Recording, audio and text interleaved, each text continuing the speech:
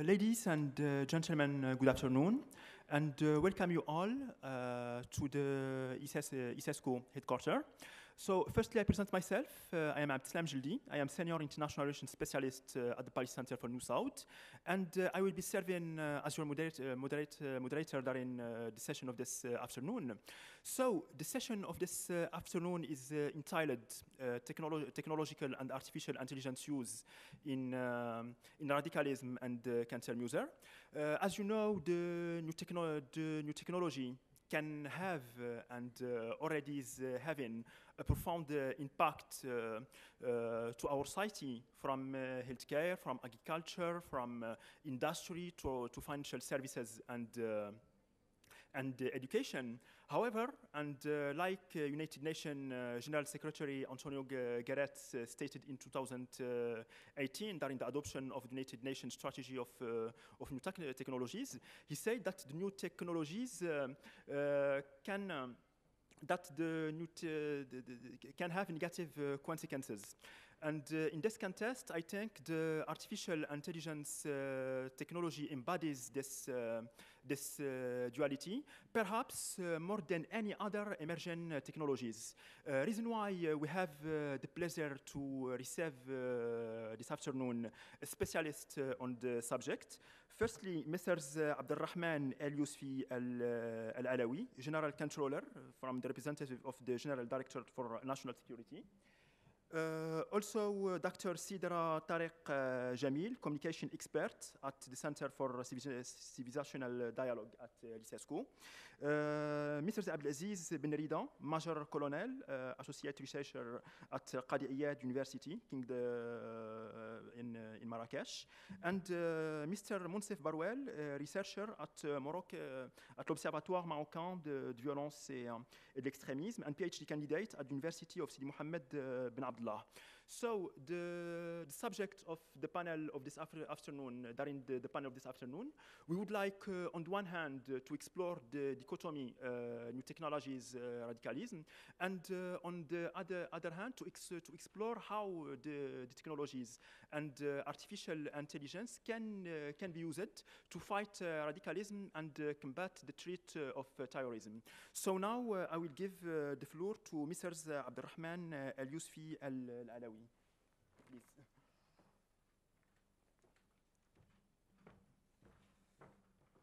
Thank you very much. Bismillah ar-Rahman ar-Rahim. Tout d'abord, je tiens à remercier les organisateurs d'avoir invité la Direction générale de la Sûreté nationale et également la Direction générale de la surveillance du territoire les avoir invités à se faire représenter à ce congrès sur le rôle de la connaissance scientifique pour relever les défis de l'extrémisme violent. Je tiens à préciser aussi que c'est un honneur et un plaisir pour moi d'être parmi vous aujourd'hui. Je vous remercie de m'avoir donné la parole pour vous faire une présentation sur le rôle de la police technique et scientifique pour lutter contre le terrorisme. Une occasion pour moi de vous rapprocher du travail que fait la police technique et scientifique sur le terrain et qui est devenu de nos jours un moyen incontournable des procès pénals, étant donné qu'elle intervient sur les différentes formes de criminalité, quelle que soit, par exemple, violente ou bien la criminalité du quotidien. C'est également une occasion pour vous montrer l'évolution qu'a connue la police technique et scientifique depuis les attentats de 2003, où nos moyens étaient très limités, jusqu'aux attentats de 2007 et 2011, commis respectivement à Casablanca et également à Marrakech, où nos équipes ont travaillé, ils ont géré les scènes d'attentats avec efficacité et beaucoup de professionnalisme. Et également, c'est une occasion pour vous rapprocher, bien sûr, des scènes et de travail qui est organisé, qui soit sur le terrain, c'est-à-dire les scènes d'attentats, ou bien effectuées au laboratoire de police scientifique, afin à partir des différents éléments qui sont très fines, donc qui permettent l'identification des criminels, en bien sûr mettant le point sur les moyens dont dispose cette police technique et scientifique.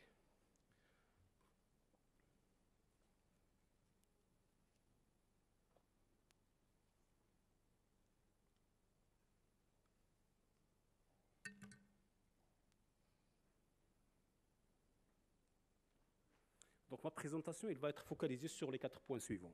D'abord, la place qu'occupe la preuve scientifique dans le système pénal marocain. Donc, par la suite, je vais parler des effets des attentats terroristes survenus le 16 mai 2003 à Casablanca, et bien sûr pour vous montrer comment les moyens militaires rudimentaires donc on a pour gérer ces attentats, et comment bien sûr la police scientifique a contribué de façon qui est très réduite, et que les enquêtes judiciaires et également les services de renseignement ont joué un rôle très important dans ces attentats. Puis je vais parler bien sûr des développements qu'a connu la police technique et scientifique donc, ces dernières années. Donc, on a pour donner une réponse qui a été très appropriée aux attentats survenus à Casablanca en 2007 et également à Marrakech en 2011. Pour finir avec un cas d'école, donc on a pour vous rapprocher du travail effectué par la police scientifique sur le terrain. C'est le cas des attentats survenus à Ghana ou à Marrakech en 2011. D'abord, donc on a les moyens de preuve. Donc, on a, comme vous savez, l'intérêt de la preuve donc on a en matière, bien sûr, de pénal. C'est très important parce que c'est le fondement. Et parce que c'est sans preuve, bien sûr, l'État ne peut pas appliquer son droit de sanction à l'égard des criminels qui ont commis des effets criminels. Donc là, par la suite, donc, je vais parler des principes qui régissent, bien sûr, la preuve en matière pénale. C'est d'abord la charge de la preuve. Bien sûr, c'est au parquet, c'est aux enquêteurs de ramener la preuve, bien sûr, d'une personne qui est impliquée dans une affaire criminelle ou bien de terrorisme. Puis je vais parler de la liberté de la preuve, donc, parce que dans le système pénal marocain, tous les moyens de preuve sont admis, à l'exception des cas où la loi en dispose autrement. Cependant, bien sûr, la preuve doit être obtenue de façon légale et loyale. Il n'est pas permis, par exemple, aux enquêteurs d'administrer la preuve de façon qu'ils veulent. Puis le principe de l'intime conviction du juge, c'est un principe qui est fondamental. Le juge, bien sûr, il peut accepter ou bien refuser un moyen de preuve, à l'exception aussi, parce que c'est une liberté qui n'est pas aussi totale, bien sûr, de justifier sa décision s'il refuse, par exemple, un moyen de preuve, sous réserve, bien sûr, ou sous peine que, bien sûr, sa décision soit être cassée au niveau de la Cour de cassation. En matière, bien sûr, de la preuve, donc, je tiens à dire que la preuve scientifique a maintenant détrôné l'aveu qui est reconnu auparavant comme moyen de preuve parce que c'est un moyen de preuve qui est caractérisé par, bien sûr, plusieurs caractéristiques qui lui donnent beaucoup de force. C'est d'abord l'objectivité. La preuve scientifique, parce qu'on parle à partir de certains éléments qu'on trouve sur la scène de crime, et ces éléments, ils vont nous donner une identité. Et à partir de cette identité, ce n'est pas la police scientifique qui va dire que c'est lui l'auteur de l'attentat, mais c'est l'enquêteur qui va utiliser ces moyens de preuve pour discuter, par exemple, la relation de la personne avec la scène d'attentat ou bien avec l'acte commis. Puis, par la suite, il y a la crédibilité. La crédibilité de la preuve scientifique, elle est basée sur des concepts qui sont scientifiques, qui sont validés scientifiquement et qui permettent, bien sûr, de donner plus de valeur par rapport aux moyens de preuve verbaux, qu'ils soient l'aveu ou la preuve testimoniale. Puis, la preuve scientifique, elle permet aussi, ce n'est pas uniquement d'incriminer une personne, mais bien sûr, donner santé d'autres personnes. Donc, c'est ça l'avantage de la preuve scientifique, parce que parfois, il y a des enquêteurs qui ont des suspicions qu'une personne est impliquée dans une affaire criminelle. Mais lorsqu'on fait, par exemple, les analyses et le travail de la police scientifique, on trouve bien sûr que le profil génétique ou bien l'empreinte digitale n'appartient pas à cette personne. Et donc, c'est un moyen qui permet d'innocenter aussi bien d'incriminer. Et bien sûr, il joue un rôle très important en matière de l'intime conviction du juge, étant donné qu'il s'agit d'une preuve qui est scientifique et basée sur des concepts qui sont très logiques. La police scientifique au sein de la DGSN est très ancienne. Les premières, bien sûr, disciplines ont été créées après l'indépendance et après la création de la DGSN en 1956. Et le premier laboratoire, il date de 1965. C'est le premier laboratoire national de police, c'est le laboratoire de police technique. Mais les attentats de 2003, il était une étape très, très importante en matière de police technique et scientifique. Parce que ce sont des attentats. On disait auparavant que ça ne passe pas chez nous, ça n'arrive qu'aux autres. Mais malheureusement, les attentats de 2003, ils ont fait bien sûr qu'on a été réveillé avec un concept dont on ne pensait pas. Et là, c'est une occasion, bien sûr, qui nous a permis de renforcer nos moyens, de développer nos capacités et bien sûr qui nous ont donné beaucoup de force pour lutter contre la criminalité sous toutes ses formes. Donc la police scientifique, elle intervient bien sûr sur les différentes formes de criminalité. Maintenant, il s'agit d'un service public qui est à la disposition de tout le monde, de tous les citoyens, et bien sûr pas uniquement réservé pour les affaires qui sont criminelles ou bien par exemple du terrorisme, mais bien sûr même les criminalités de quotidien. La police technique et scientifique, elle intervient et chaque jour, bien sûr, il y a la résolution des affaires grâce aux empreintes digitales. Donc le travail, il intervient, donc il commence d'abord par la scène de crime. C'est l'exploitation de la scène de crime et maintenant, bien sûr, on a une couverture qui est presque totale au niveau national. Le deuxième, bien sûr, c'est l'exploitation de ces indices. Comme je viens de dire, à partir de ces indices, on va déduire après l'analyse, bien sûr, une identité en se basant sur les bases de données dont on dispose, quelles soient les empreintes digitales ou bien l'ADN, pour arriver, bien sûr, à une identité d'une personne. Puis, par la suite, il y a l'identification des victimes, qu'elles soient par exemple de catastrophes ou bien des attentats, qu'elles soient naturels, accidentels ou criminels, en se basant sur des moyens de preuve qui sont formels. Les effets des attentats de 2003. Comme vous savez, le 16 mai 2003, la ville de Casablanca a été secouée par 5 attentats simultanés. C'est une première au Maroc. Et là, bien sûr, ce sont des attentats qui ont fait plus de 44 morts et plus d'une centaine de blessés, avec des dégâts matériels qui sont très, très importants. Donc, les difficultés qu'on a pour gérer ces attentats. À l'époque, on disposait de laboratoires de police scientifique à l'époque, à Rabat et Casablanca. Il y avait des docteurs, des ingénieurs, mais malheureusement, on avait une défaillance au niveau du terrain. On n'avait pas des techniciens qui peuvent gérer des scènes d'attentats et bien sûr qui ne disposaient ni de la formation, ni de l'expertise pour le faire. Et c'était l'occasion, bien sûr, pour démarrer notre projet de police scientifique qui a connu une révolution. Puis même l'identification des victimes, elle a été basée sur des moyens qui sont classiques et qui ne sont pas reconnus scientifiquement, à savoir la reconnaissance des victimes par leurs proches. Et ce n'est pas, bien sûr, une procédure et un moyen qui est efficace et dont on n'utilise plus. Puis, bien sûr, l'utilisation de tout ce qui est enquête judiciaire et, bien sûr, le service de renseignement pour identifier les criminels. Là, bien sûr, à partir de ces attentats, on s'est basé, on a investi sur le facteur humain. C'est la formation de spécialisation et la formation continue. Et surtout, bien sûr, la formation au niveau régional, au niveau international. Et à partir de ce moment-là, on a construit notre propre expérience, notre propre école. On ne s'ouvre bien sûr pas uniquement sur l'école française, mais sur l'école allemande, l'école américaine, etc. Surtout notamment avec bien sûr la coopération et la place qu'occupe le Maroc en matière de lutte contre le terrorisme à l'échelle internationale. Là, il y avait la création de l'Institut des sciences forensiques au sein de la DGSN. Bien sûr, c'est un institut qui englobe un certain nombre de cadres, des docteurs, des ingénieurs, des techniciens, etc. C'est grâce au travail, bien sûr, des personnels de la police technique et scientifique que la création de cet institut, et qui gère aussi bien des services centraux, de différentes disciplines scientifiques, et aussi des services régionaux, qu'ils soient par exemple des techniciens ou bien par exemple des laboratoires régionaux pour lutter contre la criminalité. Au niveau régional, parce que la faute de 2003, c'était avoir des laboratoires, avoir des cadres. Mais sur le terrain, on n'avait pas de techniciens. Maintenant, on dispose de plus de 740 techniciens à l'échelle nationale, de plus de 131 unités et services. Même les petits patelins, les villes, les petites, bien sûr, on a une unité qui gère bien sûr la criminalité du quotidien. Et par la suite, on a bien sûr créé des unités centrales qui disposent de cadres et de l'expérience, de l'expertise, bien sûr, des gens qui ont beaucoup d'expérience et qui peuvent gérer tous les événements sensibles, par exemple les cas des attentats ou bien les affaires qui sont très sensibles. On a aussi la création d'une unité centrale à partir de 2005 d'identification des victimes de catastrophes en se basant sur le protocole d'Interpol. Ce n'est pas uniquement la reconnaissance visuelle, mais désormais, on utilise les empreintes digitales ou bien l'ADN ou les données odontologiques pour identifier une personne. Puis on a une unité de la détection de tout ce qui est substances nucléaires, radiologiques, biologiques, chimiques et nucléaires. Voilà bien sûr un exemple des équipements dont on dispose. Donc on n'a rien à envier pour les équipes étrangères. On dispose de tous les moyens nécessaires. Donc on a pour faire des investigations des bons et des formes sur une scène de crime ou bien scène d'attentat ou ce qu'on appelle le champ de bataille lorsqu'il y a bien sûr le terrorisme. Donc on a la formation, on se base beaucoup sur la formation. La première image, c'est la formation au niveau de l'Institut royal de police. Et on fait chaque année plus de 4 à 5 sessions de formation, que ce soit de spécialisation ou bien de mise à jour des connaissances scientifiques. Et là, bien sûr, d'autres cas, ce sont des affaires réelles où la police technique est intervenue. Il y a une chaîne, bien sûr, de criminalistique qui commence depuis la scène de crime. L'intervention sur le terrain, puis bien sûr, c'est un projet de la préservation des pièces à conviction. On agit depuis 2003 de façon anticipative, c'est-à-dire on a créé, avec l'ambassade des États-Unis d'Amérique à Rabat, des services de préservation des pièces à conviction pour donner plus de crédibilité aux moyens de preuve administrés par la police judiciaire devant les tribunaux afin, bien sûr, de garantir un procès pénal qui est équitable, surtout avec, bien sûr, l'accréditation du laboratoire ISO 17025. Là, vous voyez bien sûr les équipements qui sont dédiés pour les services de préservation des pièces à conviction.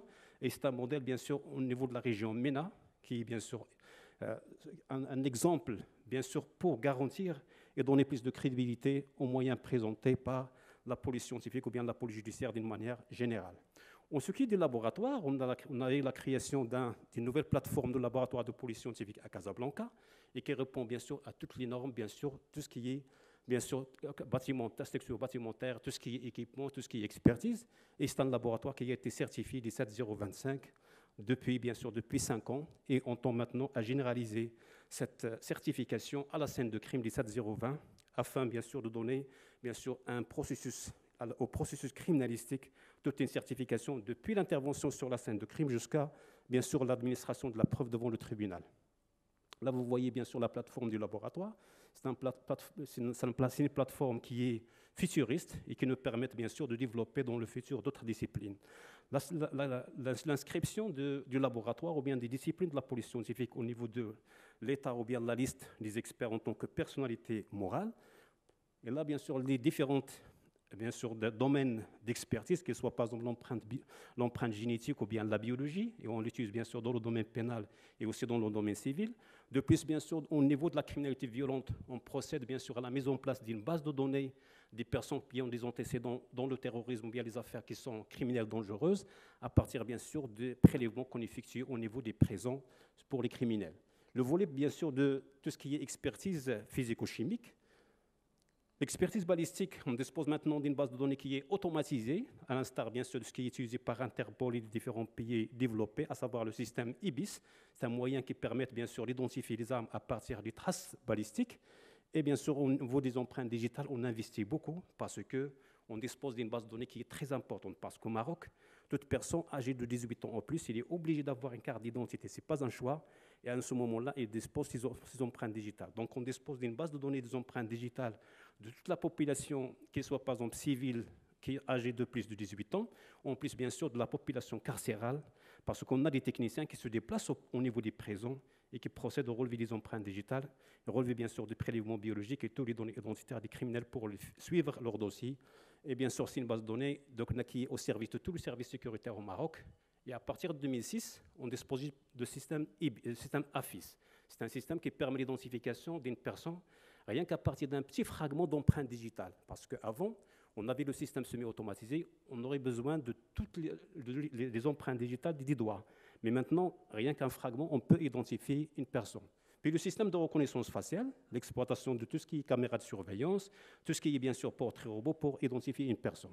Au niveau de la fraude documentaire, bien sûr, on dispose de tous les moyens nécessaires pour expertiser un document qui soit administratif, par exemple un passeport ou bien carte d'identité, et on procède au pointage au niveau de la base de données Interpol I247 qui est à notre disposition. Puis au niveau des traces numériques, on a 5 laboratoires régionaux et un laboratoire central, parce que c'est la 3e génération d'indices. Parce que la première génération, c'est les empreintes digitales, qui a plus d'un siècle.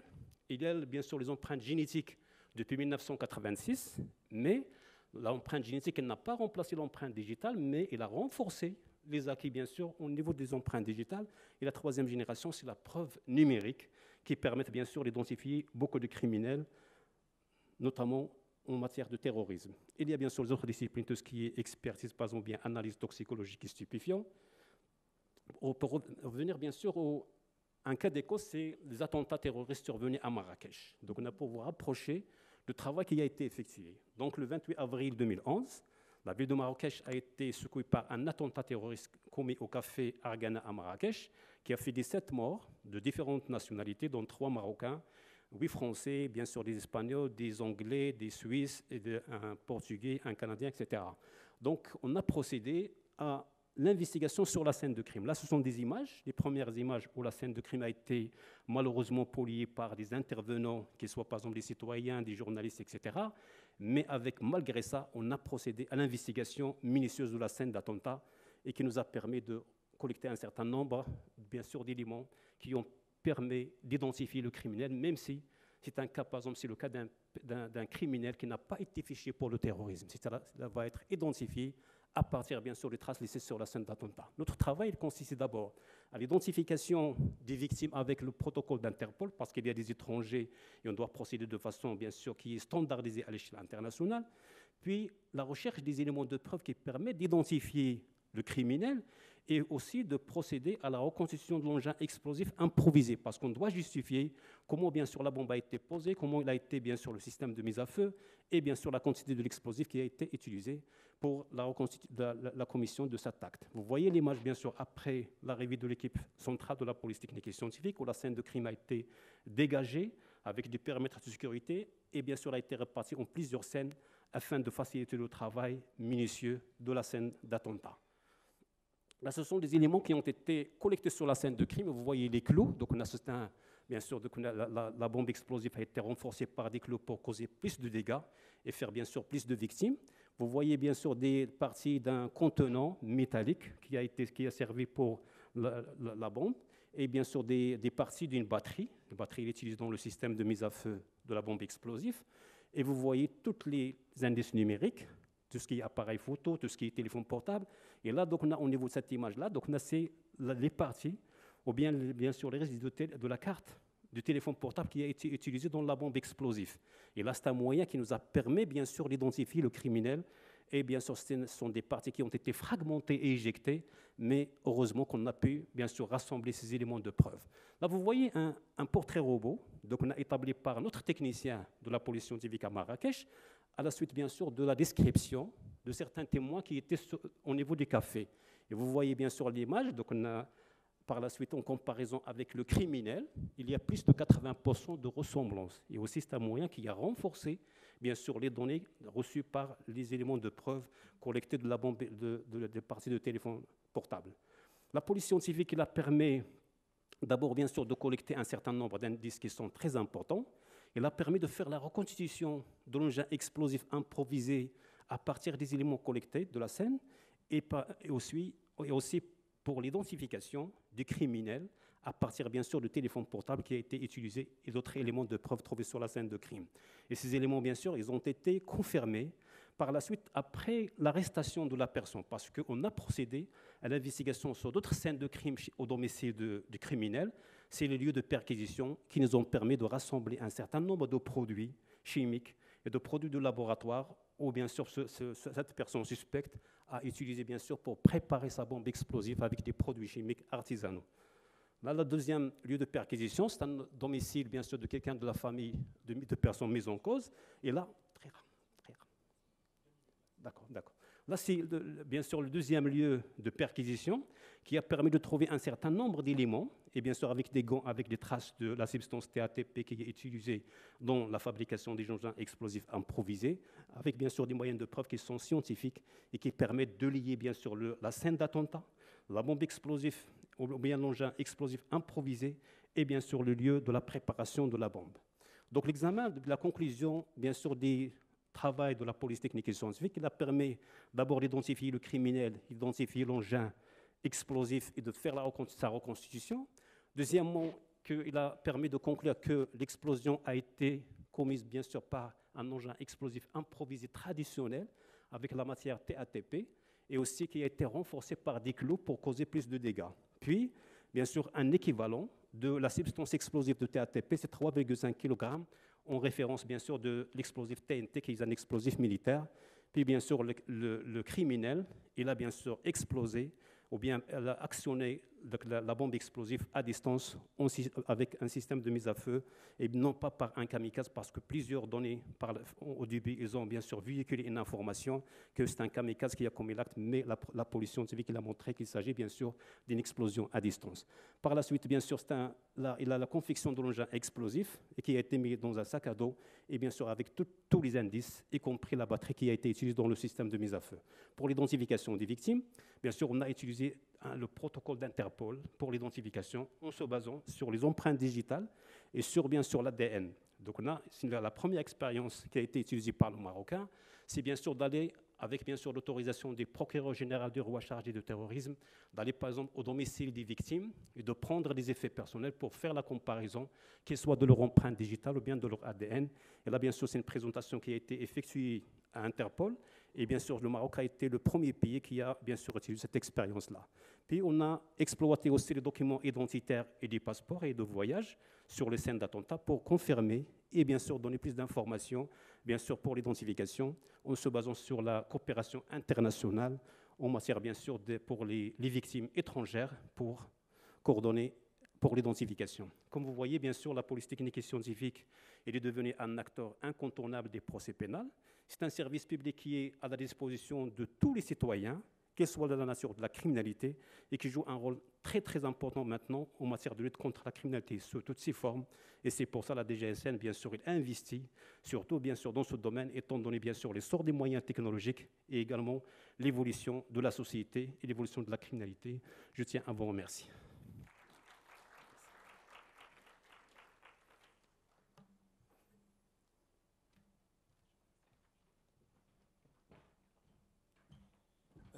Merci, Monsieur El Yousfi Al-Alaoui, pour les efforts consentis et pour la clarté de vos contributions. Vous avez très bien expliqué le régime juridique marocain en matière de lutte contre le terrorisme. Vous avez aussi exploré un certain nombre de principes juridiques fondamentaux et notamment défini le rôle et compétences des autorités policières et judiciaires compétentes en la matière à l'aune des attentats terroristes qui avaient submergé notre cher pays à Casablanca en 2003 et à Marrakech en 2011. Now I will give the floor to Dr. Sidara Tariq Jamil. Dr. Jamil, the floor is yours.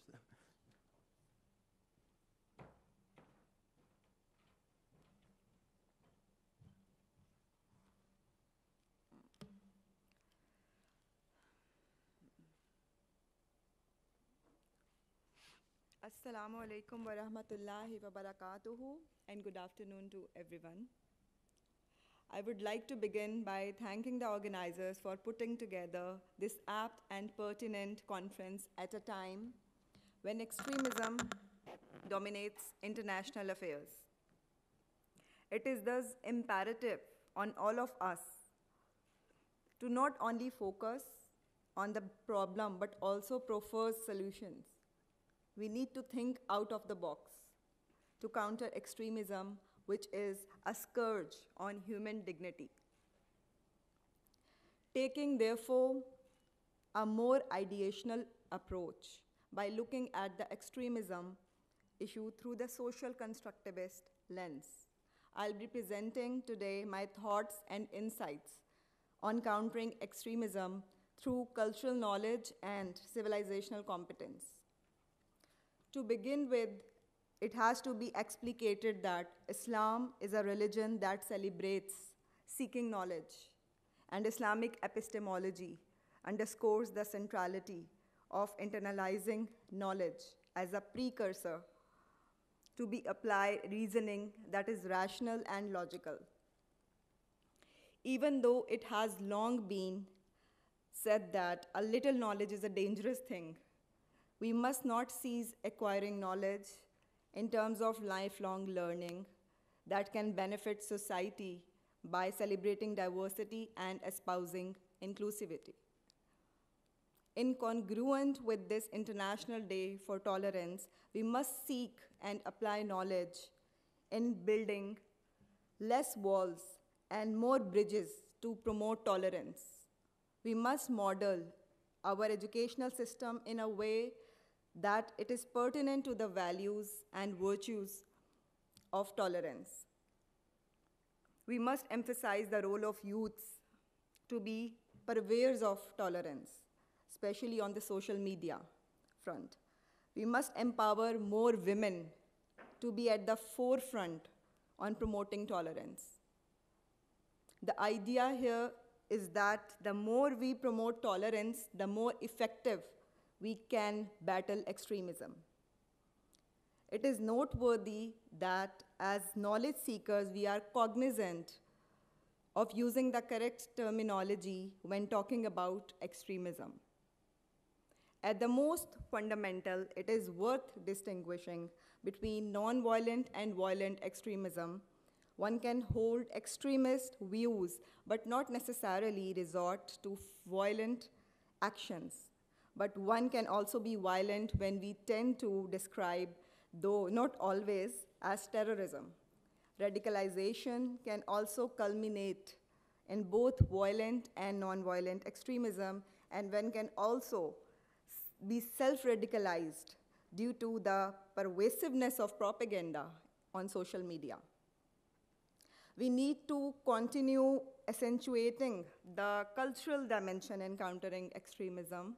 I would contend that cultural knowledge is vital and necessary to combating terrorism. Knowledge about culture means we become more aware about the values, beliefs, behaviors, and history of at least one cultural group in most instances. Multiple cultural groups, by doing so, the extremes of these cultural groups are rooted out, and the moderates of the torchbearers for peace and harmony between cultures and communities existing in a domestic society. Cultural knowledge is synonymous with cultural intelligence or competence, as it enables us to move beyond imposed tolerance to harmonious integration.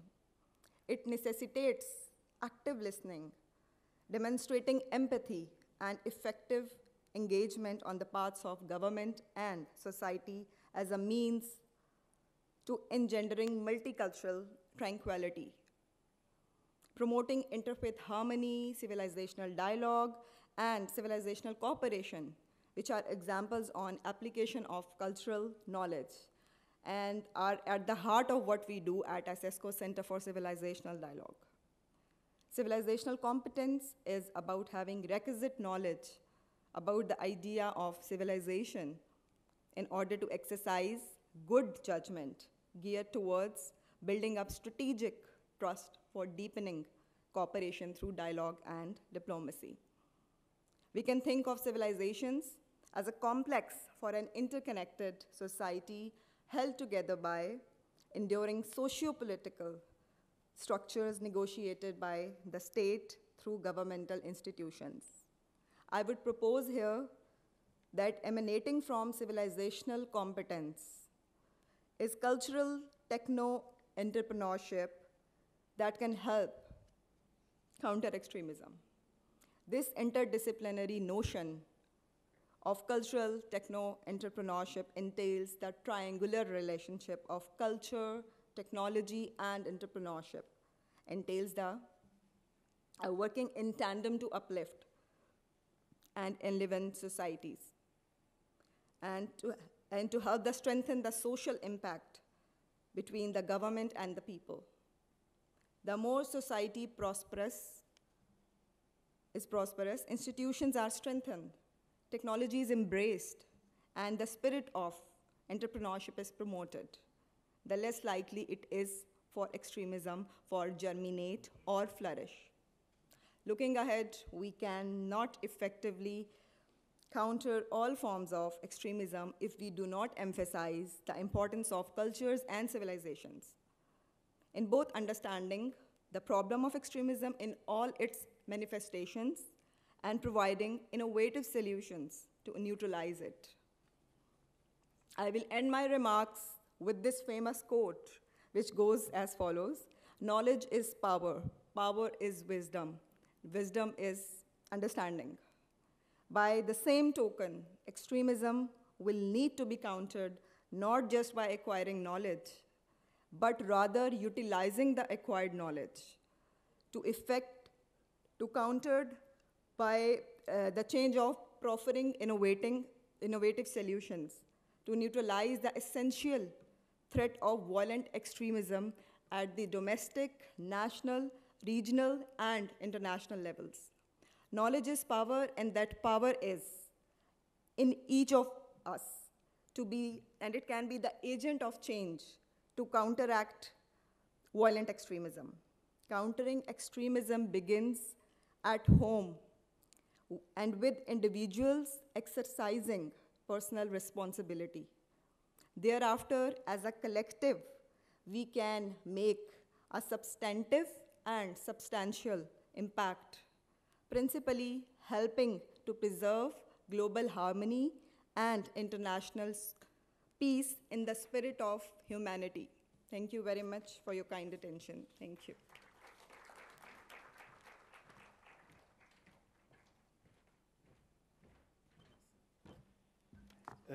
Thank you so much, Dr. Jamil. Of course, the exploration of the use of technology must always go hand in hand with effort to prevent any form of violation against and human rights. This this duality is almost prevalent in social media, where increased terrorist group is a growing challenge that is becoming almost synonymous with modern terrorism.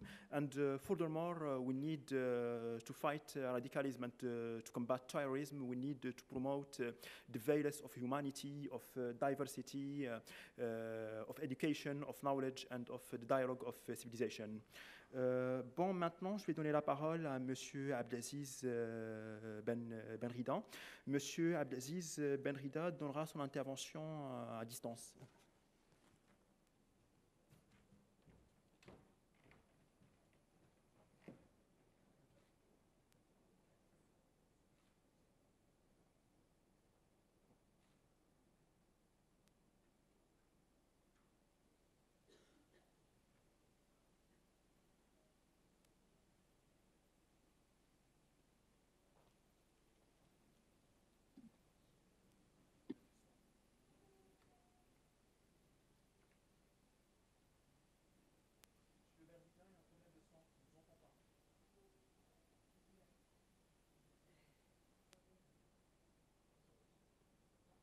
Activer le son, oui, d'accord.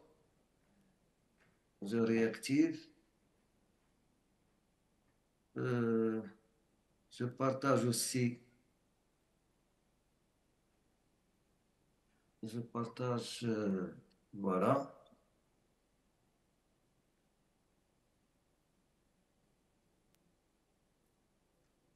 Ça va? Bon.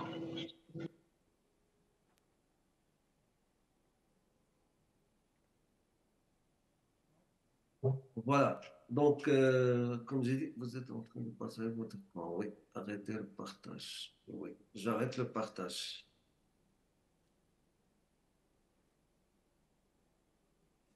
Alors, bon, donc ma communication portera sur le cyberterrorisme à l'ère de l'intelligence artificielle. Est-ce que c'est une menace réelle?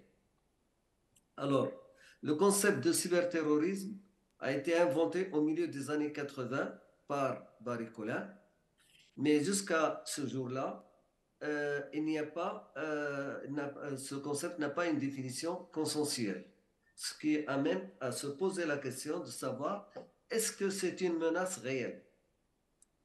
S'agit-il d'un mythe instrumentalisé par les médias et les sociétés de cybersécurité pour engranger de juteux gains? Ou bien est-ce que c'est un discours au service d'agenda politico-stratégique? Ou bien c'est une réalité? Alors, pour répondre, je vais répondre en deux temps. Tout d'abord, je vais parler du concept de cybersécurité, c'est la controverse du concept de cyberterrorisme. Et puis, dans un deuxième temps, cette controverse conceptuelle va avoir des perceptions controversées de la menace cyberterroriste. Alors, concernant le cyberterrorisme, une controverse conceptuelle. Il n'y a pas moins de 27 définitions de ce concept. Alors, la première définition a été donnée par Barry Collin et dit que c'est la convergence de la cybernétique et du terrorisme. Alors, il n'a pas spécifié dans quelle mesure et avec quels moyens. Donc, lorsqu'on analyse la littérature et particulièrement les définitions, on trouve qu'il y a des divergences. D'abord, il y a les définitions restrictives qui essaient de définir le cyberterrorisme comme un phénomène particulier. Et puis, il y a les définitions extensives qui essaient de définir le cyberterrorisme par référence au terrorisme. Alors, concernant les définitions restrictives, alors, pour qu'une définition soit la plus explicite possible, elle doit renseigner les rubriques de cette grille, à savoir les acteurs, leur motivation, leur intention, les moyens utilisés, les faits recherchés et la cible visée. Alors, je vais prendre deux définitions comme exemple de cette divergence. Tout d'abord, il y a la définition de Marc Pollitt en 1998. Alors, pour lui, le cyberterrorisme est le fait de groupes infranationaux ou agents clandestins. Et leurs motivations sont purement politiques. Mais il n'a pas spécifié par quels moyens va se faire cette attaque.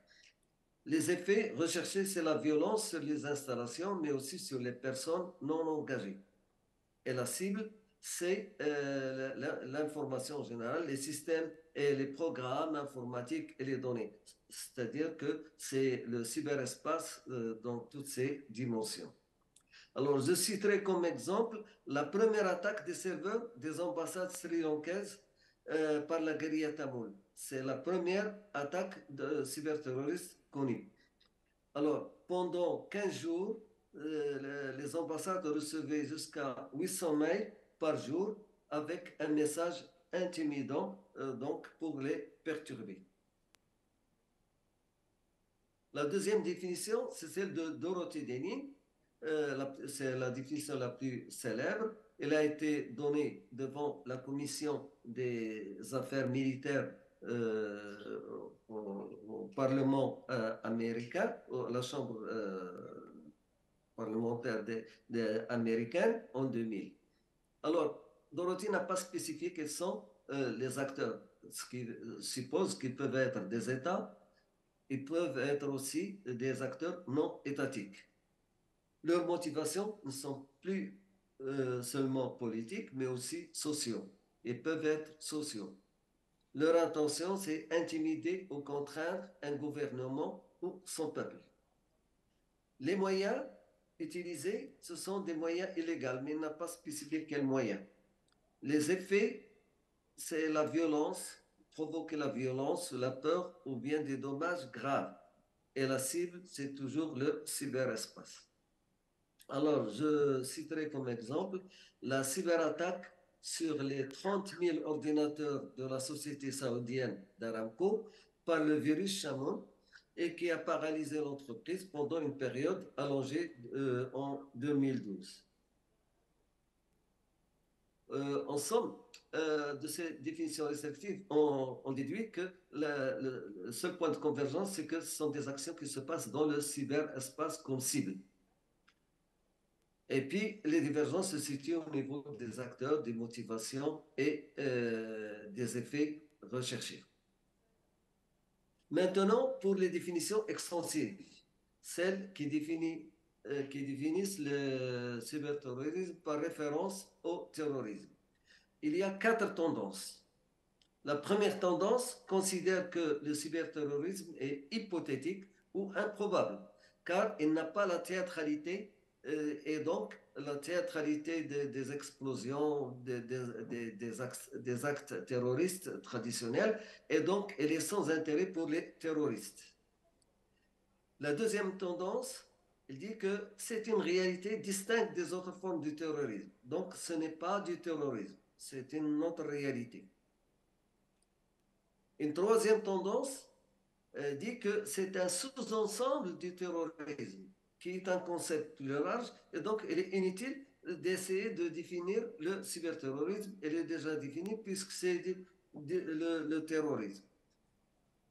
Et puis il y a une quatrième tendance qui combine entre la deuxième et troisième tendance, et pour laquelle il dit que certes c'est un sous-ensemble du terrorisme, mais il a d'importantes différences qualitatives avec le terrorisme.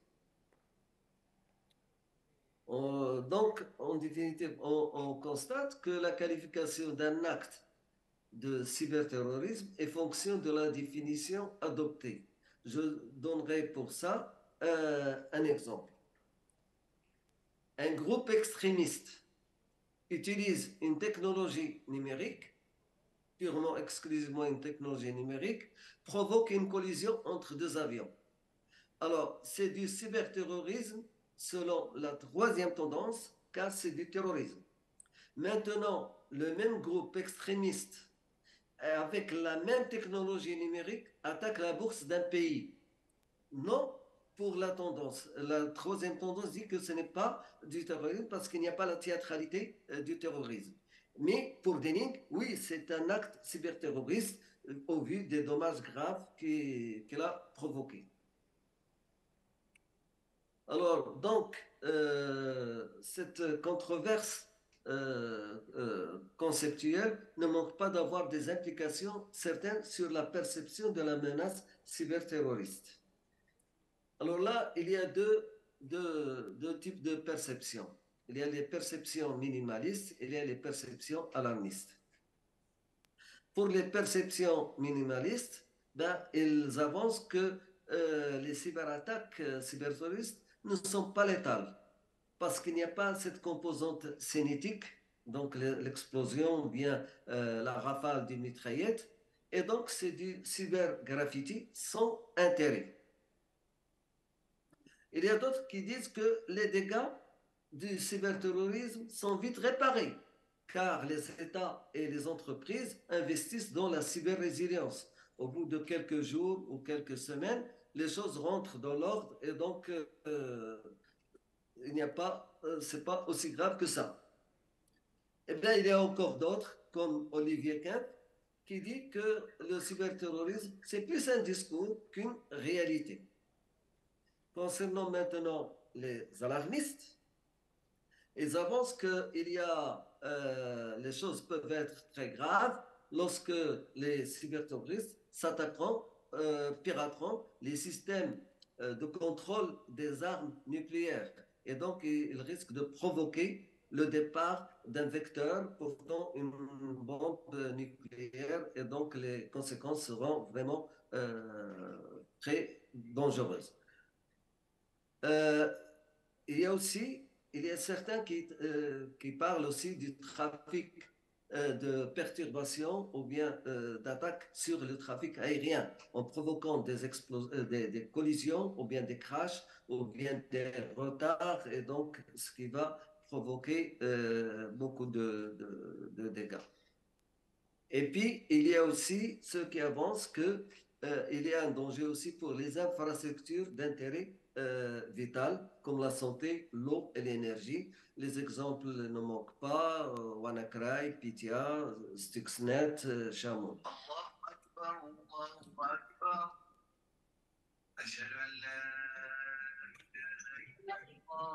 Pardon?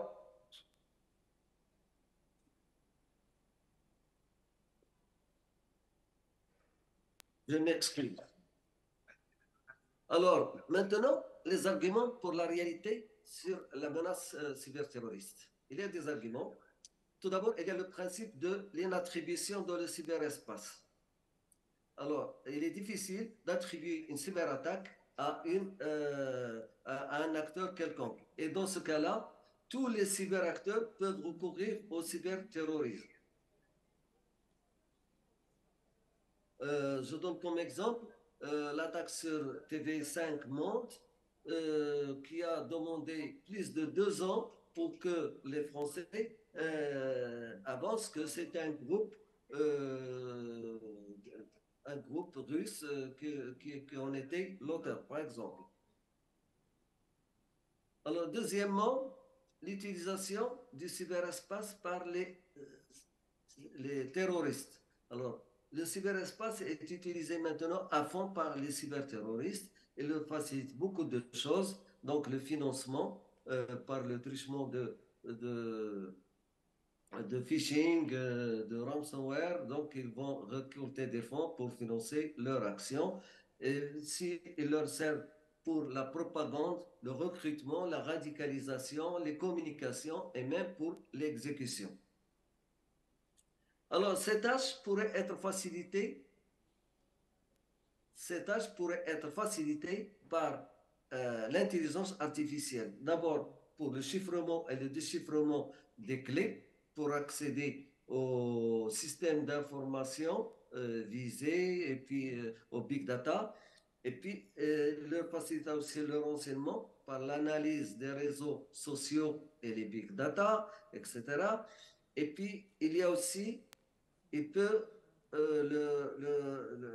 être utile pour l'utilisation des systèmes d'armes létales autonomes, de SALA, comme le maniement des drones. Ils peuvent utiliser des drones commerciaux minuscules, portant des armes, des charges explosives, et donc aller les larguer avec précision sur leur cible.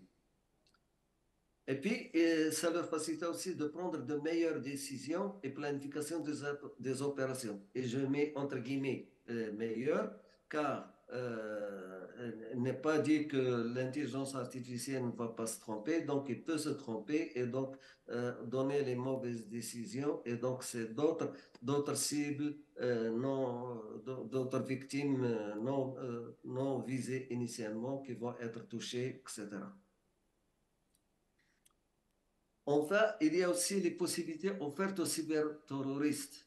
Il n'est pas demandé aux cyberterroristes d'être des experts en informatique pour procéder à leurs attaques, mais ils peuvent toujours les externaliser. Ils peuvent aussi acquérir à bas prix des armes numériques et des technologies de l'intelligence artificielle dans le Darknet. Ils peuvent aussi recruter et radicaliser des hackers pour les utiliser ensuite pour leur action. Et enfin, ils peuvent être soutenus par un acteur étatique qui va mettre à leur disposition tous les renseignements et toute la logistique nécessaire pour faire leur action. En conclusion, la controverse conceptuelle jette le flou sur la réalité de la menace cyberterroriste. Certes, on n'a pas assisté à ce jour à la réalisation des scénarios potentiels avancés par les alarmistes suffisamment graves, mais les possibilités qui s'offrent aux terroristes pour remédier à l'insuffisance de leur savoir-faire technologique et aussi l'intelligence artificielle qui nous facilitera la tâche mérite pour qu'on considère le cyberterrorisme comme une menace réelle majeure à laquelle il faut se préparer par des mesures actives, réactives et proactives. Merci pour votre attention.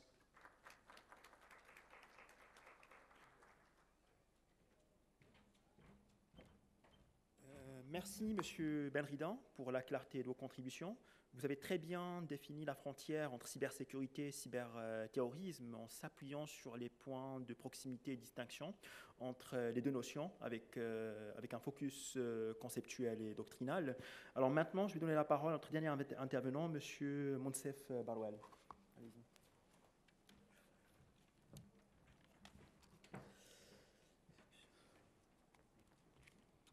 Assalamu alaikum, good afternoon. من خلال هذا العرض سأحاول تسليط الضوء على صناعة المدن الذكية وتعزيز الأمن الحضاري، الفرص والتحديات. معظم المداخلات انطلقت من باراديغم لمكافحة الجريمة من خلال ضبط الشخصية الإجرامية، ومن خلال هذا العرض سأحاول الحديث عن جانب أو باراديغم منفرد يركز بالضبط عن تغيير البيئة وتعزيزها بوسائل مادية. لذلك سأنطلق من شقين. الشق الأول من خلال هذا العرض سيرتبط بتوضيح الدور المحوري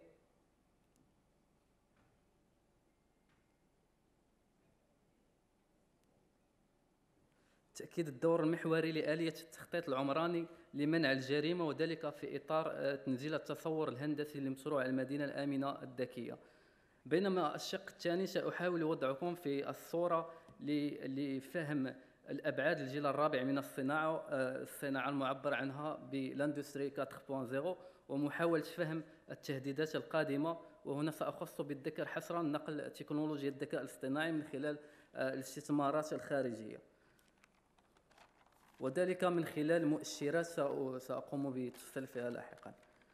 فمن خلال الشق الأول المرتبط بمنع الجريمة، ارتبطت هذه الأطر التفسيرية لمنع الجريمة على مرتكز اعتبار تزايد عملية التحضر أو النمو الحضاري يشكل فرصة لتنامي السلوك الانحراف، وقد تمخض عن هذا المنظور التفاعلي بين الفضاء وتزايد عملية التحضر تنامي سلوك انحراف، تأسيس اتجاه نظري جديد لعلم الإجرام الوقائي ينطلق من فكرة منع الجريمة من خلال اعتماد وسائل تعزيز المكان بدلا من تغيير الشخصية الإجرامية. وهذا التعزيز للفضاء يتم في إطار اعتماد آلية التخطيط العمراني لمنع الجريمة الذي يحيل على هندسة البيئة وتعزيز قدرات الفضاء الدفاعية وفق معايير وتدابير مادية تخول للمدينة تقليص فرص ارتكاب الجريمة وخفض مستويات هاجس الخوف. كما ترون في الشكل الفضاء يكتسب ما يسمى بالفضاء الدفاعي ثم تحقيق ما يسمى بالمرونة، والمرونة هنا تحيل على الاستجابة، قدرة الفضاء للاستجابة للتهديدات. بل أكثر من ذلك، جعل من هذا الفضاء يكتسب سمة المرونة من خلال قدرة الفضاء على التأقلم مع التهديدات المحتملة والرجوع للحالة الطبيعية للفضاء بعد حدوث الفعل الإجرامي. وفي ظل الثورة الصناعية المعبر عنها أكاديميا بالصناعة 4.0، شهدت الأطر التفسيرية لتعزيز الأمن الحضري ومنع الجريمة تحولات جذرية، من حيث بداية اعتماد على مبدأ اتصال الأنظمة الرقمية والانتقال لتفعيل المراقبة الحضرية، ولكن في سياق الذكاء الاصطناعي من خلال تنزيل التصور الهندسي لمشروع المدن الآمنة الذكية. كما ترون في الشكل يوضح التخطيط عمراني ذكي من خلال مستويين: بناء فضاء دفاعي ثم القدرة على خلق ما يسمى بالفضاء المرن.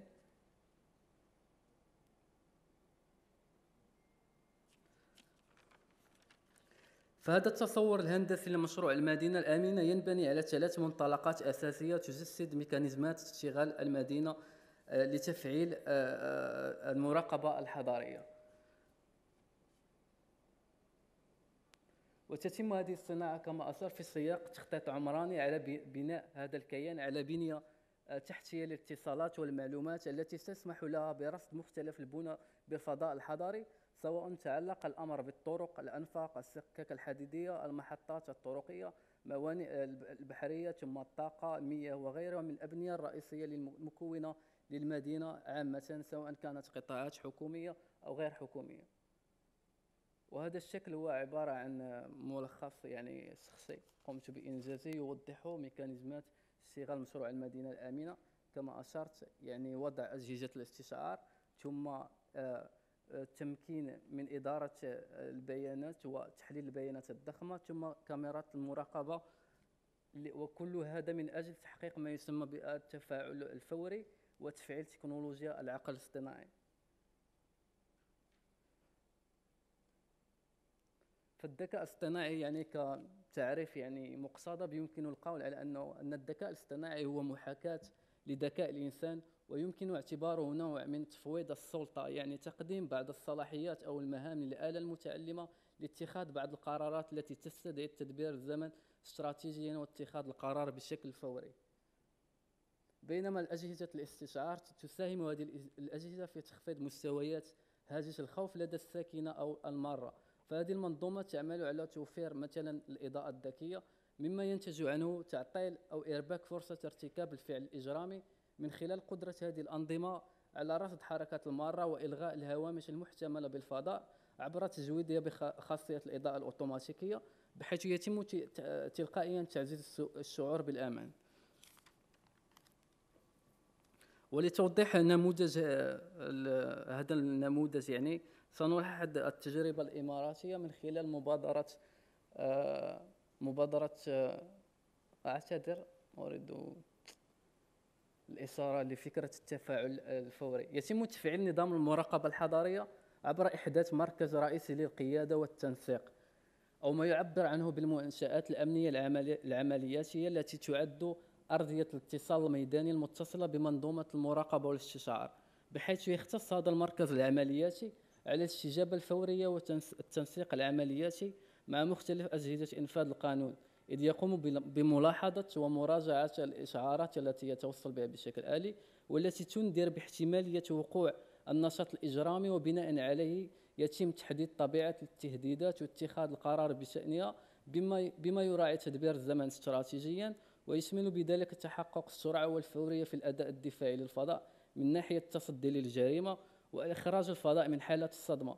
ونقصد بذلك القدرة على فهم وتحليل التهديدات المحتملة وقوعها بالفضاء الحضري، ومن ناحية أخرى القدرة على الاستجابة الفورية لضبط الأشخاص المنفذين للفعل الإجرامي، بل أكثر من ذلك التصنيف الآلي للمناطق التي يحتمل أن تشكل بؤرة للجريمة، بما يسهم في وضع تدابير وإجراءات استباقية لتعزيز الفضاء قبل حدوث الفعل الإجرامي. فبالرجوع لمبادرة شرطة بلا أفراد، انطلقت حكومة الإمارات بهذه المبادرة، والتي تنبني على رصد السلوك الإجرامي قبل وقوع الجريمة، بمعنى رسم معالم جنائية تكفل تحقق مبدأ الاستباقية، إضافة إلى ذلك تعزيز الأمن.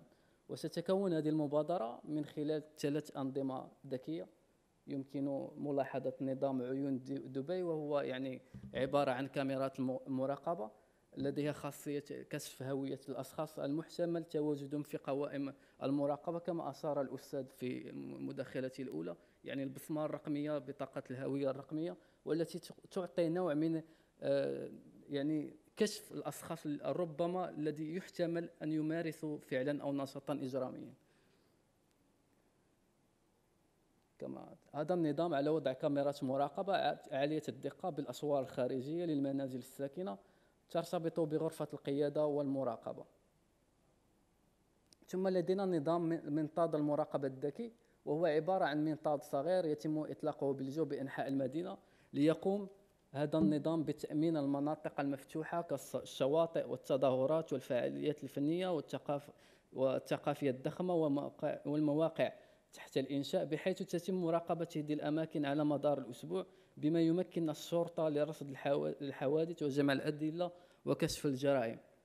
وأخيرا هناك نظام مبادرة الدورية الذكية، يحيل على رجل شرطة بكامل الصلاحيات مزودة بكل الأجهزة اللازمة للقيام بمهامه اليومية، باعتباره وحدة تنظيمية مستقلة تطبق نظام الخدمة الذكية، حيث تعمل هذه الدورية على مدار اليوم وعلى مدار الأسبوع. والغرض من هذه الوحدة المتنقلة الاستجابة لاحتياجات المواطنين دون عناء التنقل لمراكز الشرطة.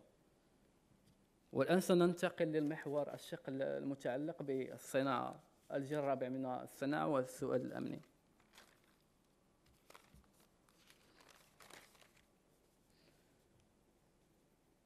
وبذلك لفهم البعد الجيوستراتيجي لنقل الصناعة المتطورة، قمت يعني بتحليل 3 يعني مؤشرات. أولا مؤشر السوق هذه الصناعة، يعني صناعة المدن الذكية. تخيلوا معي أن الاقتصاد الصيني لوحده سيحقق ما يقدر ب 320 مليار دولار أمريكي. يعني نفهم من خلال هذا المؤشر أن هناك سباق يعني دولي رقمي ما بين الصين وأمريكا. ثانيا لدينا القرار الأمريكي في إنشاء ما يسمى بالمنتدى أوروبي آسيوي، سمي بديموكراسيز جروب، وهذا لتطوير تقنية الجيل الخامس. ولماذا تقنية الجيل الخامس؟ لأنها تعد القلب النابض لمشروع المدن الذكية. وثم حاولت الولايات المتحدة من خلال هذا المنتدى الأوروبي الآسيوي الحد من هيمنة النفوذ الصيني. وكما لاحظتم يعني في أظن يعني سنة 2018 2019 كان نوع من التضييق الخناق على شركة الهواوي. وبالمناسبة مبادرة شرطة بلا أفراد هي مبادرة يعني مدعومة من طرف الشركة الصينية لهواوي. وأخيرا لدينا مؤشر انعقاد قمة الحلف الأطلسي الذي بوارسو سنة 2016، حيث أقر بأن الفضاء الافتراضي يندرج ضمن النطاق العسكري العملياتي. ثم خلصت هذه القمة بوضع استراتيجية موحدة لتقوية السياسات الدفاعية السبرانية الأوروبية. ثم خلصت هذه القمة إلى تصنيف التهديدات السبرانية في مستويات سنقوم بالتسليط، من أبرزها ما يسمى بالهجمات السبرانية العشوائية. وهذا الصنف من الهجمات لا يميز بين الحكومات أو الشركات، وهو غالبا يتخذ بعدا عالميا بمعنى أنه لا يستهدف دول معينة بل العالم بأسره. ومن أبرز الأمثلة على ذلك ما أطلق عليه بأكتوبر أحمر ريد أكتوبر، وهو عبارة عن برنامج للتجسس تم تثبيته على جميع تطبيقات أجهزة الكمبيوتر، وخصوصا تطبيقات قراءة الملفات المكتبية المرتبطة بمجموعة مايكروسوفت. وكان الهدف منه سرقة جميع المعلومات الدبلوماسية وكذا الحكومية ثم مؤسسات البحث العلمي. وقد تم اكتشافه بعام 2012 ولحدود اليوم لم يتم معرفة الجهات المسؤولة عنه. ثم لدينا الهجمات المدمرة. في ظل هذا الصنف من الهجمات يتم استهداف منظمة معينة لإلحاق ضرر المادي والجسيم بها، ومن أبرز الأمثلة استهداف شركة النفط الإيرانية بعام 2011 وحذف بياناتها المخزنة وإتلافها بشكل كلي يستحيل معه إرجاع تلك البيانات. وأيضا تم استهداف شركة النفط السعودية أرماكو بعام 2011 بحيث تم تعطيل خدماتها لمدة أسبوع. ثم لدينا صنف آخر يسمى بالحرب السيبرانية، وهو يعني مرتبط بالغرض السياسي أو الاعتبارات السياسية التي تنتج لنا هذا الصنف، وفي طياته يجمع بين إلحاق الضرر المادي أي التخريب وممارسة الضغط النفسي على الدول المعينة. ثم لدينا صنف آخر سمي بالتجسس السيبراني. ينبني هذا الصنف على التجسس الحكومي لغرض سرقة المعلومات من حكومات أخرى أو منظمات تابعة لها، وذلك لغرض كسب تقنياتها التكنولوجية ومعرفة قدراتها الإنتاجية. ومن أبرز الأمثلة نذكر استهداف الصين للعديد من الشركات الأمريكية، وقد عرفت هذه العملية باسم أورورا، وهي عبارة عن سلسلة من الهجمات ذات الهدف التجسسي، ويعتقد أن الجنات لهم ارتباط بالجيش الصيني. وأخيرا لدينا الاختراق الإلكتروني. غالبا ما يرتبط هذا الصنف من الهجمات بمنظمات تنشط في هذا الميدان والتي تسعى لترويج لجدول أعمال سياسي معين أو إحداث تغيير اجتماعي ذات صلة بحرية التعبير وحقوق الإنسان. ومن أبرزها مجموعة أنونيموس ومنظمة ويكيليكس، وقد نشرت هذه الأخيرة بعام 2010 أزيد من سرية ترتبط بحرب أفغانستان وحرب العراق. ثم لدينا الدعاية السيبرانية. يحيل هذا الصنف على استخدام تقنيات المعلومات والاتصال للتلاعب بحدث ما أو التأثير على إدراك مجتمع ما، وبشكل عام قيادة الجمهور من خلال التلاعب بالعواطف وتوجيه سلوك الجماهير عبر وسائل التواصل الاجتماعي والمواقع الإخبارية الرقمية الزائفة، وذلك بهدف نزع الشرعية على نظام سياسي أو اتهامه بقضايا معينة. بل أكثر من التخريب السيبراني. ينبني هذا الصنف على استهداف البنى التحتية الصناعية والتي تعمل وفق تكنولوجيا منظومة الاتصال الرقمي Information Communication Technology، وكل ما هو متصل بشبكات الانترنت وبالمجال السيبراني فهو بذلك عرضة لهذا النوع من الهجمات التخريبية. يعني تخيلوا معي نظام المدينة الذكية هو نظام يرتبط بالأنظمة الرقمية في حالة تعرض للتخريب السيبراني، يعني تعطيل المنظومات يعني الخدمات والوظيفة المدينة بشكل كلي. وعليه كخلاصة يتوضح لنا بأن الجيل الرابع من الصناعة في المجمل تعبر عن الانتقال نحو أسس التنافس الاستراتيجي الرقمي عبر مدخل الاستثمار في البنى التحتية الصناعية المتطورة أو التكنولوجيا المتقدمة ذات تقنيات الذكاء الاصطناعي، مما يبين لنا أن الصناعة 4.0 تتجاوز منطقة التكنولوجيا بحد ذاتها، بمعنى أننا نتحدث عن تقنيات تكنولوجية تتداخل فيما بينها وتتعدد أنماطها لتتجسد لنا في نهاية المطاف في شكل نظام الاتصال الرقمي تنطلق من السايبر لتحتوي المجال المادي بمختلف صوره سواء كان بري أو جوي أو بحري، ما يترك مجالات التهديد منفتحة الأفق وغير معلومة الآثار أو الانعكاس على الدول. وأخيرا توصيات. بالرغم أن مقاربة المدن الآمنة الذكية تشكل فرصة لتعزيز الأمن الحضاري ومكافحة الجريمة، إلا أنها تظل تطرح العديد من التحديات من أبرزها التهديد السيبراني بشتى مستويات كما أسلفنا الذكر. فعلى الدول مستقبلات التكنولوجيا المتقدمة أن تراعي هذا الجانب من خلال التفكير في اعتماد استراتيجية وطنية للذكاء الاصطناعي لتشجيع الابتكار والصناعة الوطنية، بالإضافة إلى ذلك تعزيز أمنها المعلوماتي على مستوى تنزيل النصوص التشريعية تؤثر عملية تخزين ونقل البيانات الحيوية، بما يمكن معه بناء سيادة رقمية وطنية للاستفادة من التحول الصناعي. وشكرا.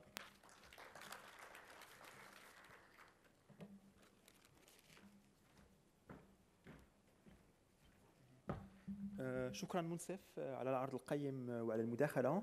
Bon, il nous reste encore 15 minutes.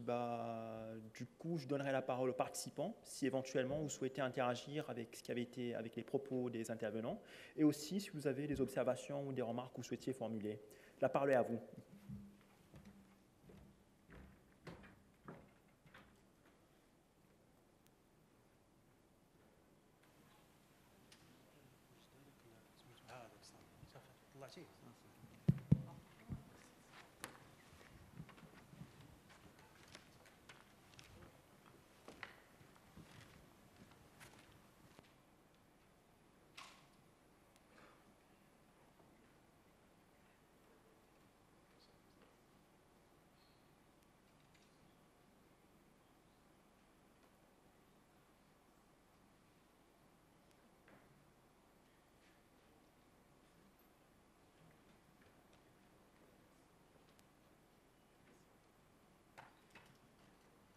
Bonjour.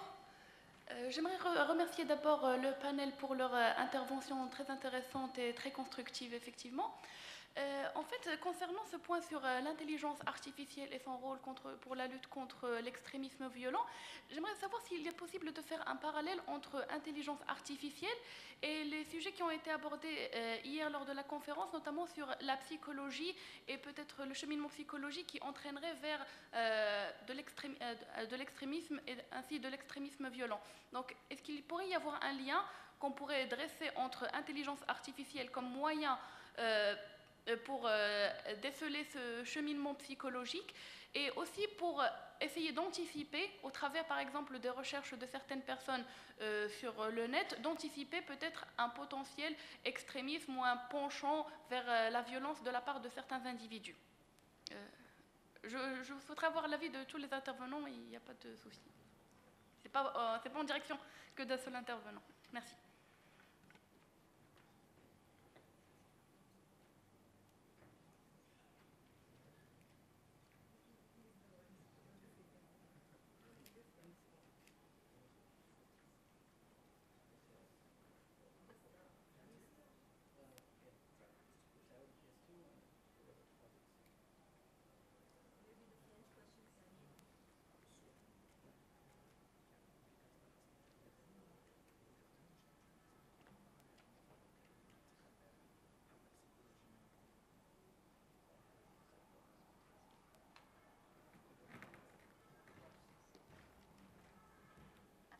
Donc, bonjour, donc, je peux vous donner bien sûr mon point de vue personnel, donc, parce que l'intelligence artificielle, bien sûr, elle est basée sur bien sûr, le comportement et l'esprit humain.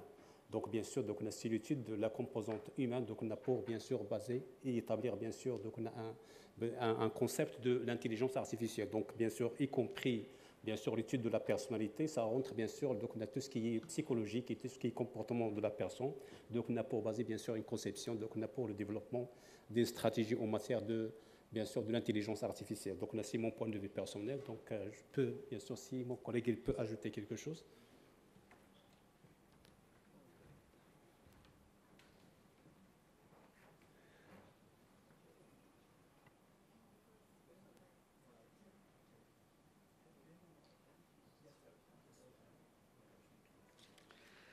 مساء الخير جميعا، وسعدت بملاقاة هذه الوجوه الطيبة النيرة الباحثة عن خلاص العالم من نزعة التطرف في النفوس البشرية.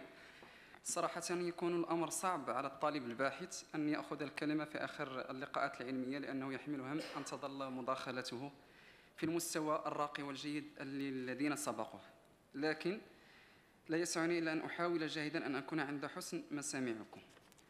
لدي سؤال عام، هو لماذا نبحث فقط كيف نحارب التطرف، ولماذا لا نفكر بعقلية المهندس المعلوماتي الذي يتصدى للهجمات الإلكترونية حيث يستعمل السحر المضاد من أجل محاربة الأشخاص الذين يقومون بالهاكر؟ والسؤال هو كيف يصنع التطرف؟ إذا عرفنا كيف يصنع التطرف سنعرف كيف نحد من ظاهرة التطرف. ثانياً، ألا ترون أن وسائل التواصل الاجتماعي تساهم بشكل كبير في نشر والتربية على التطرف، حيث النظام الذي يشتغل به خصوصاً عملية الحظر فهي بالنسبة لي هي كعملية اغتيال للأشخاص الذين يخالفوننا الرأي. أنا لا أتحدث عن الحظر تجاه الناس المزعجين والمتحرشين، ولكن أتحدث عن الأشخاص الذين يحضرون كل من يخالفهم الرأي سواء كان سياسيا أو دينيا. ولا أجد مبررا للحظر، بل اللجوء إلى التبليغ كما نعيش في العالم الافتراضي، كما نعيش في الواقع، لأننا لا يمكن أن نأخذ حقنا من المجرم، كذلك يجب أن يكون في العالم الافتراضي. ألا ترون أنه علينا إعادة النظر في طريقة التعامل مع العالم الرقمي؟ ثانيا، يمكن تحليل بيانات الأشخاص وما ينشرون أو طريقتهم في التعامل مع الآخر لرصد التطرف في نفوسهم. وشكرا.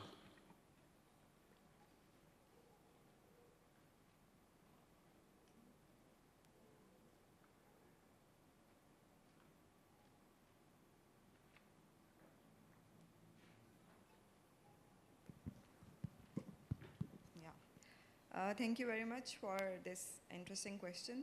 I would like to begin by saying that, as I mentioned in my presentation, that culture is where, like gaining knowledge on culture is very important if you want to know the perspective of terrorism, extremism, or radicalization. And as you mentioned about social media is a double sword agent, but the role of media is very important in combating extremism, as it can change the narratives, like enabling us to understand and change the thinking of people. And then we talk about cultural competence, civilizational diplomacy. So by promoting civilizational diplomacy, interfaith harmony, cross-cultural communication, we can definitely and collectively, we can counter this problem, and we can prefer more solutions. We can take an example of our conference. We have many other examples like that this conference we organized on on extremism. So collectively, we can propose ideas, we can publish it, we can give recommendations, and we are here from different diverse backgrounds. So different people, they have different insights, perspectives.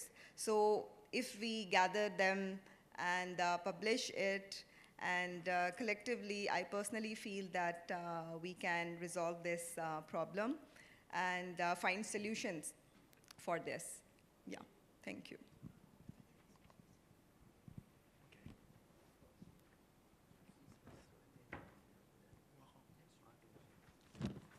بالنسبه للسؤال ديال على ما فهمت، يعني على ما استوعبت لهذه الساعه، يعني العلاقه ديال الذكاء الاصطناعي والتاثير ديالو في السيكولوجيا. الفلسفه ديال الفضاء الدفاعي هي اصلا جات من القدره على خلق نوع من التاثير السيكولوجي. وفي هذه النظريه كاين نظريه الفضاء الدفاعي للمنظر الامريكي نومان اوسكار، واللي كينطلق من الفكره ديال اليه التخطيط العمراني، يعني من خلال القدره على تشييد مباني سكنيه، يعني تجمعات سكنيه، واعطاء نوع من التاثير السيكولوجي على الساكنه وحتى على الغرباء، بان المكان يعني يندرج ضمن الملكيه الخصوصيه، وبالتالي هنا الساكنه تعتبر ان الفضاء يعني لهم يعني المسؤوليه في تحصينه.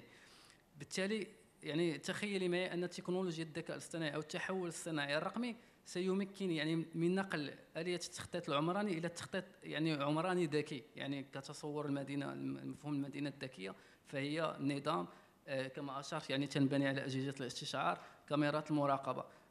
بالتالي هي تعطي نوع من الارباك او تعطي الفرصه يعني تحقق الفعل الاجرامي. يعني هذا نوع من التاثير السيكولوجي. يعني ربما مثلا شخص يعني مشتبه فيه سيلاحظ ان المكان او الفضاء العام يعني مزود بكاميرات المراقبه، هنا لن يستطيع يعني ارتكاب فعل اجرامي. بالتالي هناك نوع من التاثير السيكولوجي. واتمنى يعني الجواب يكون مقنع. شكرا.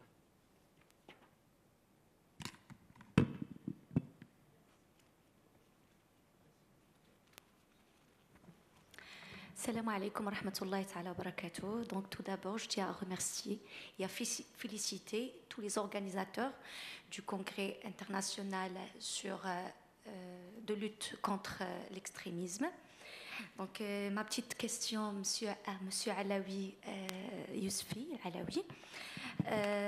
vous avez parlé des techniques de détection, d'exploitation d'ADN pour détecter ou bien suivre la traçabilité des crimes. Donc, est-ce que vous exploitez aussi les connaissances de biologie moléculaire et de bioinformatique pour faciliter la tâche et identifier correctement ou précisément le criminel ou bien suivre l'incident, tout l'incident qui a été passé. Alors, deuxièmement, ma question, est-ce que c'est vrai, Monsieur Yousfi Alaoui, que les empreintes digitales restent maximum 3 jours? C'est-à-dire, après 3 jours, on ne peut pas compter sur ces empreintes pour détecter le cambrioleur. Pourquoi je demande ça? Parce que j'ai assisté, en fait, j'ai vécu un incident de vol au sein d'un laboratoire. Malheureusement, les responsables n'ont pas été capables de détecter le cambrioleur. Vu que il y avait 3 jours qui ont été passés après le vol, donc on était bloqué pour identifier le vrai cambrioleur, même qu'il y avait des soucis vis-à-vis ou bien vers un suspect, mais on n'a pas pu le confirmer. Donc voilà, c'est ce sont mes petites questions. Merci d'avance. Donc, je tiens tout d'abord à vous remercier. Donc, je vais commencer par votre deuxième question. Donc, on a tout ce qui est des empreintes digitales. Donc, on a les empreintes digitales, bien sûr, c'est une sécrétion. On a bien sûr au niveau de nos doigts, au niveau par exemple des surfaces palmaires, donc il y a bien sûr un dessin digital ou bien palmaire. Donc, on a, au niveau des sécrétions, ce sont des sécrétions donc on a provoquées bien sûr par le glande sudoripare au niveau de notre organisme. Une fois par exemple on dépose notre main, il y a bien sûr des sécrétions qui vont tracer le contour des empreintes digitales, tout ce qui est trace dactyloscopique. Bien sûr, une empreinte, elle est constituée par des sillons et des crêtes. Et bien sûr, chaque personne, bien sûr, il a un dessin digital avec des caractéristiques. Et la probabilité de trouver, par exemple, des empreintes digitales, bien sûr, similaires, c'est 1 sur 64 milliards. Donc, c'est la probabilité, c'est-à-dire négligeable, donc, pour trouver, par exemple, des personnes avec des empreintes digitales. Bien sûr, ces empreintes digitales et ces sécrétions, ils dépendent d'une personne à une autre personne, parce qu'il y a des personnes qui sont des bons donneurs et des personnes qui sont des mauvais donneurs, parce que des personnes qui, bien sûr, qui sécrètent beaucoup de matière, et d'autres, bien sûr, donc, à l'inverse, ils sécrètent moins.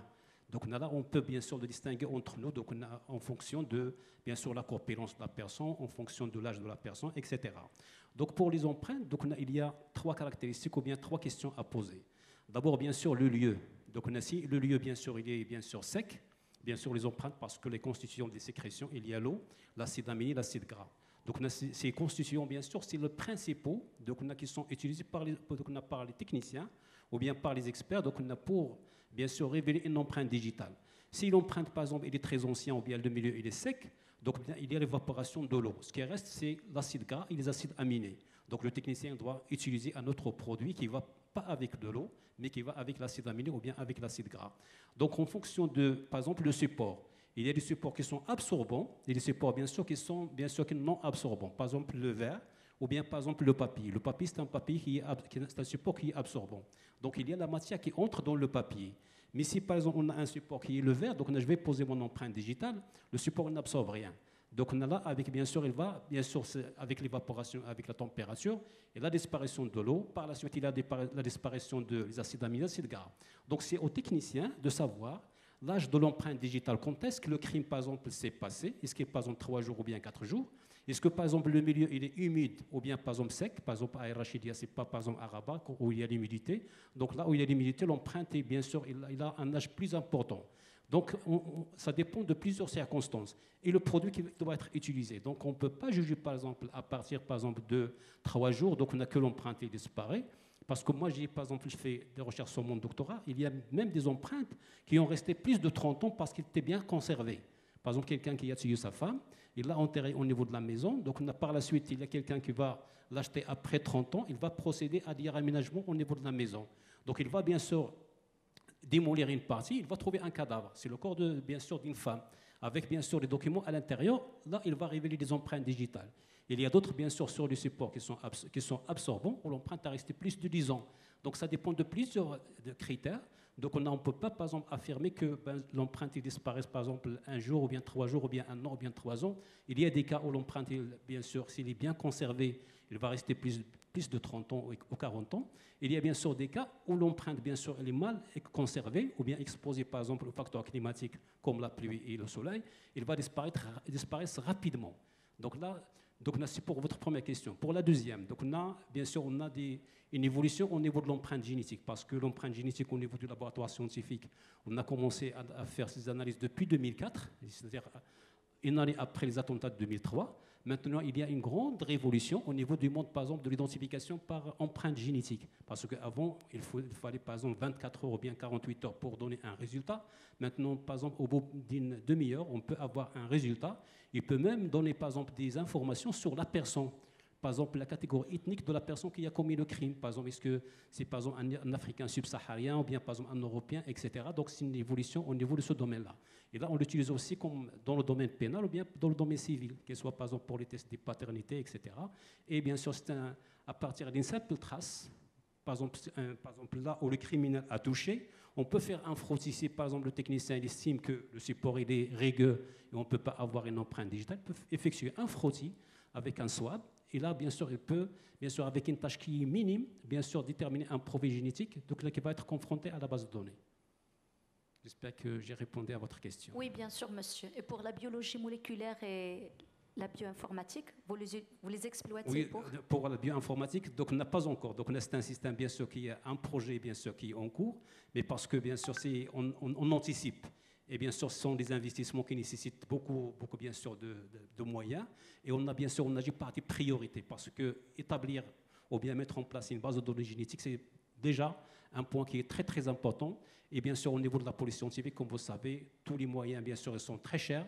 Et on utilise, bien sûr, en fonction de la priorité. Parce que pour nous, établir des stations, par exemple, d'identification d'empreintes digitales à distance, parce que maintenant, on n'a pas besoin, par exemple, d'apporter l'empreinte digitale de l'Ayoun ou bien de Rachidia jusqu'à Rabat pour l'identification, mais uniquement pour scanner l'empreinte.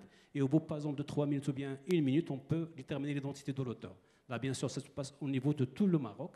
N'importe quelle ville, par exemple, où il y a bien sûr une affaire criminelle, on peut procéder, par exemple, à l'établissement ou bien, par exemple, au scan des empreintes digitales à distance pour avoir des résultats très rapides. Et là, bien sûr, en fonction des priorités, mais ce sont des projets qui sont encore au niveau du laboratoire, surtout que maintenant, le laboratoire il est ouvert au milieu universitaire avec, bien sûr, l'encadrement de certains doctorants, etc. Merci beaucoup, Barakallahu Fik. Dernière question.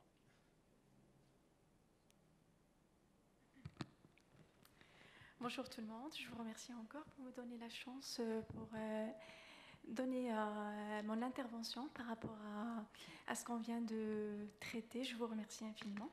Donc, pour moi, si la question de la radicalisation violente est longtemps restée une question annexe d'une problématique strictement sécuritaire, elle est devenue aujourd'hui un enjeu lié à l'évolution dynamique des médias sociaux. Les médias sociaux remplissent une fonction vitale dans divers aspects de la vie de chaque citoyen, dont le phénomène de la radicalisation violente, voire le terrorisme. Donc, l'émergence du phénomène des médias sociaux soulève de nombreuses interrogations et transformations sur les questions scientifiques liées à l'évolution des discours radicaux. Donc, dans ce cas-là, ma question est: Comment serait-il si on se focalise sur le contre-discours constitutionnel comme un moyen de prévention de la radicalisation violente et le terrorisme? Je vous remercie.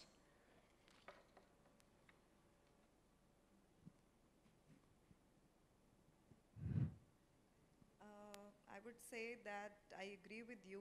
After 9/11 attacks in 2001, the security in the world, we all are facing horrendous consequences.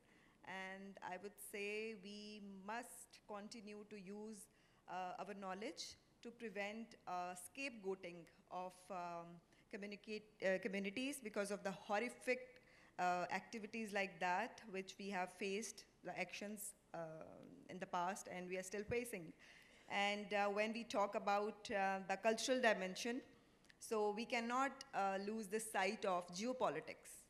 It is very important factor, and if we want to counter extremism effectively, so we must work together collectively.